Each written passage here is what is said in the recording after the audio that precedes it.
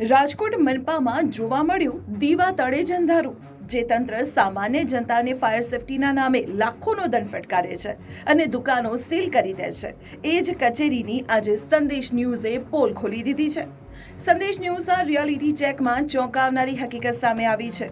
કચેરીમાં લાગેલા fire cylinder ક્યારના એક્સપાયર થઈ ગયા છે અને હદ તો જુઓ, મોટાભાગના સિલિન્ડર પર તો રીફિલિંગની તારીખ લખવાની પણ કોઈએ તસદી નથી લીધી. મુખ્ય કચેરીમાં રોજ હજારો અરજદારો પોતાના કામ માટે આવે છે.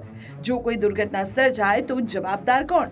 જનતા પાસે નિયમોનું પાલન કરાવતી મનપામાં જ લોલમ લોલ ચાલી રહ્યું છે. શું કાયદો ફક્ત સામાન્ય માણસ માટે જ છે? તંત્રના આ અંધેર વહીવટ સામે સવાલ તો ઉઠશે જ. દંડ વસૂલવામાં નંબર 1 તંત્ર, સુરક્ષા મામલે શૂન્ય કેમ? રાજકોટની જનતા પૂછી રહી છે આ સવાલ. શું આ બેદરકારી બદલ તંત્ર પોતાની સામે જ કાર્યવાહી કરશે? આપનો અભિપ્રાય કમેન્ટમાં જણાવો.